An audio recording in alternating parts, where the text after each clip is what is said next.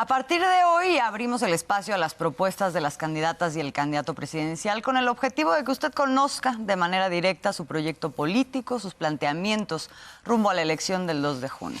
La invitación de esta iniciativa, es importante mencionar, es una iniciativa coordinada y se hizo extensiva a las tres fuerzas políticas que buscan la presidencia.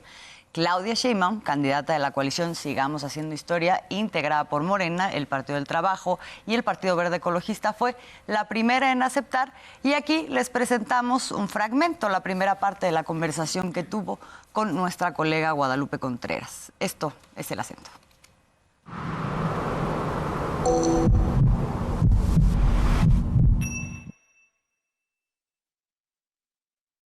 Doctora, primero que nada agradecerle cómo le ha ido, cómo ha visto la campaña. Y muchas gracias por la entrevista. No, al contrario. Gracias, Guadalupe. Pues nos ha ido muy bien. Hemos visitado ya con Morelos el día de hoy 11 estados de la República. Y mi objetivo, pues no solo es visitar las 32 entidades, los 31 estados y la ciudad, sino también visitar los 300 distritos electorales federales del país. Entonces espero que lo podamos lograr, estamos haciendo todo lo posible. Normalmente tenemos un foro en la semana en donde posicionamos un tema. Por ejemplo, ahora fue educación y ciencia y tenemos alrededor de 3 eventos por día en distintos municipios del estado. Hace un momento en la presentación de lo que tiene que ver con educación, ciencia y humanidades, decía, ciencia y humanidades van de la mano y en la educación hay que empezar, y me llamó la atención, decía, hay que tener igual preparatorias que secundarias. ¿Por qué, doctora? Pues porque nosotros queremos a los jóvenes y las jóvenes en el aula. Decía Martí Batres cuando estábamos en campaña, ya la jefatura de gobierno que él estaba de campaña a senador, tenía una frase que decía, a los jóvenes los queremos en las aulas, no en las jaulas. Y es lo que yo planteo, no se trata de construir más cárceles, se trata de construir más escuelas. Porque nosotros queremos al joven, a la joven feliz en la escuela, conviviendo con sus compañeros, aprendiendo y teniendo una perspectiva de vida de paz, no una perspectiva de vida falsa cuando se involucra con un grupo delictivo, que finalmente son futuros de vida relacionados con la muerte, no con la vida. Entonces, nosotros queremos a las y a los jóvenes en la escuela y que estén contentos en la escuela y que se sientan apapachados y que tengan una perspectiva de vida distinta y que ahí se diviertan y que ahí aprendan. Eso es lo que queremos para todas y todos los jóvenes. Mi objetivo es lograrlo, si no por lo menos vamos a poner un indicador, que en eso estamos trabajando, porque queremos que él y la joven salgan de secundaria y digan, quiero seguir estudiando. Eso me da una perspectiva de vida distinta y además me siento bien, además voy a tener una beca. Entonces, por eso también fortalecer tanto la educación media superior. Claro, la escuché decir también en alguna de las entrevistas, ser la presidenta de la educación. Sí, quiero ser recordada así, entre otras cosas, como la presidenta de la educación básica, de la educación inicial, de la educación media superior, de la educación superior, del posgrado, educación y más educación. ¿Cómo ve a la sociedad mexicana? ¿Está cada vez más politizada? ¿Se interesa más por la problemática del país? Sí, por supuesto. ¿Está juzgando más y exigiendo más a sus gobernantes? Sí, por supuesto, y además tiene muy claro... porque politizar quiere decir exigir a los gobernantes, pero también saber qué proyecto de nación quieres. Si quieres un proyecto de regresar al pasado o quieres un proyecto de continuar con la transformación. Y yo creo que eso cada vez hay más conciencia de lo que eso significa en nuestro país. Y además pues hay que cumplir, ¿verdad?, para que este proyecto continúe siempre. Ayer, por ejemplo, estuve en el Episcopado Mexicano, llamó a una firma de paz. Y asistí, pero di mi posición, porque uno no puede firmar algo con lo que no estás de acuerdo. Entonces firmé con algo al calce que decía, firmo en las propuestas que estoy de acuerdo, en las que no, aquí les dejo un documento de lo que no estoy de acuerdo. Hay que seguir dialogando, obviamente, pero tener la convicción muy firme, y eso siempre la ciudadanía y el pueblo de México lo agradece, que no hay dobleces, no hay zigzagueo según con quién estás, dices una cosa, y si estás con otros dices otra cosa. Nosotros tenemos una posición, tenemos muy claro el futuro de nuestro país, y además pues tenemos una historia y un movimiento que nos respalda.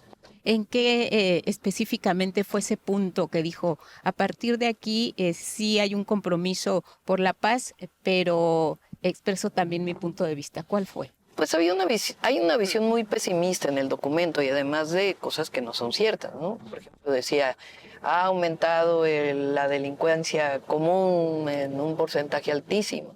Entonces decía, a ver, ¿cómo es eso? Si aquí están las estadísticas, pero además aquí está la percepción de la ciudadanía, aquí están mis resultados en la Ciudad de México. Entonces no comparto eso que está planteado ahí. Hay visiones, por ejemplo, en donde incluso pedían que gobiernos extranjeros participaran en las definiciones, pues eso es está fuera de la Constitución. Y algunas cuestiones que no son claras, ¿no? Entonces, por supuesto que nosotros queremos construir la paz. ¿En qué estamos de acuerdo? En que ya no debe haber una visión de guerra.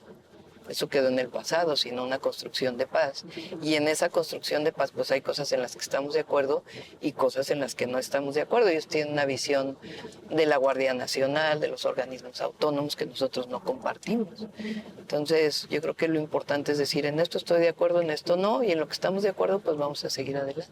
¿Qué es lo que ha escuchado en estos primeros días de campaña de los lugares donde ha estado? El reclamo sí es la seguridad, candidata. En algunos lugares, en otros lugares son otros temas los que surgen cuando, porque yo voy entrando y me detengo como 3/4 de hora antes de llegar al templete y escucho mucho lo que me van diciendo.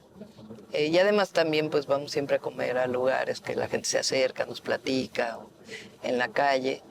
Entonces, a ver, yo creo que la oposición quiere colocar un tema como si México fuera el México del miedo. Ese era el México del 2018. Y frente al miedo surgió la esperanza. Y claro que hay que seguir avanzando, ¿no? Nadie dice que todo está resuelto, sigue habiendo problemas en el país. Sí. Pero no podemos colocar como que hoy estamos peor que hace 6 años, porque eso no es cierto y la gente lo sabe.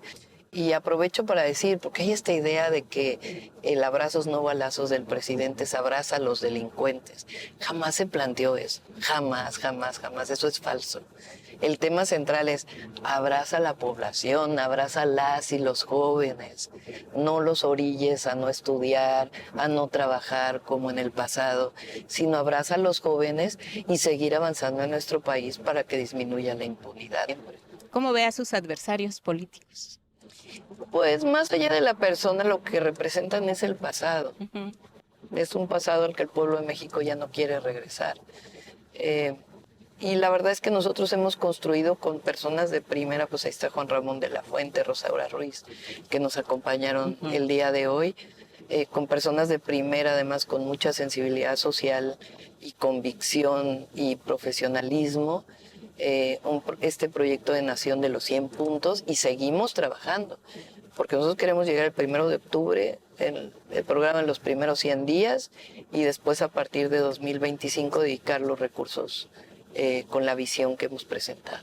Lista ya para el primer debate, se va a hablar de educación, se va a hablar de corrupción, se va a hablar de transparencia. Sí, totalmente lista. Aprovecho para decir que dejé la Ciudad de México con 0 observaciones de la Auditoría Superior de la Federación, 0 pesos por comprobar, que son de las auditorías más complejas por ser recursos federales, y 100% de transparencia en Jefatura de Gobierno, Secretaría de Finanzas. Ahora, ¿alguna estrategia en particular que vaya a implementar en los debates? Sí, por supuesto que vamos a hacer propuestas y no caer en provocaciones, ¿verdad? Porque van a estar queriéndonos provocar. Entonces, claro que vamos a aclarar si hay algún tema que se plantea ahí. Pero la verdad es que nosotros yo tengo una trayectoria que, pues, la verdad es que no hay nada que esté escondido ahí, ¿no? Ayer salió en el Universal que Desde los 6 años me investigaba la Federal de Seguridad. O sea que si hubiera habido algo ya lo hubieran encontrado. ¿Qué hacer con todas esas teorías de la conspiración y las campañas de difamación? ¿Cómo se maneja eso desde la trinchera política? Porque pues el adversario siempre quiere ganar. Sí, mucha alegría. Yo creo que la campaña tiene que ser muy alegre. Muchas propuestas, las propuestas. Y mucha convicción y que el pueblo de México sepa que no está firme.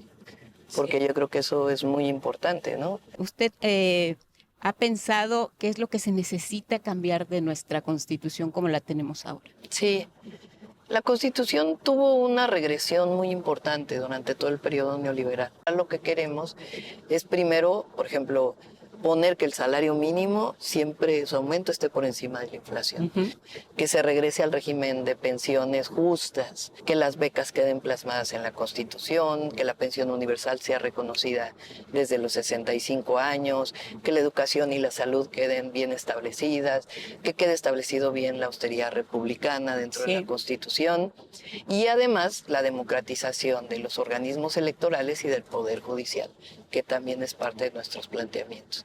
Y yo tengo otro que dije que lo voy a poner a consulta, que es que regresemos a que ya no haya reelección de ninguno de los puestos de elección popular. ¿Por qué lo piensa así, doctora? Pues no creo que haya ayudado la reelección. Creo que es importante que en todos los partidos y en toda la sociedad haya una renovación del poder legislativo, particularmente en nuestro país.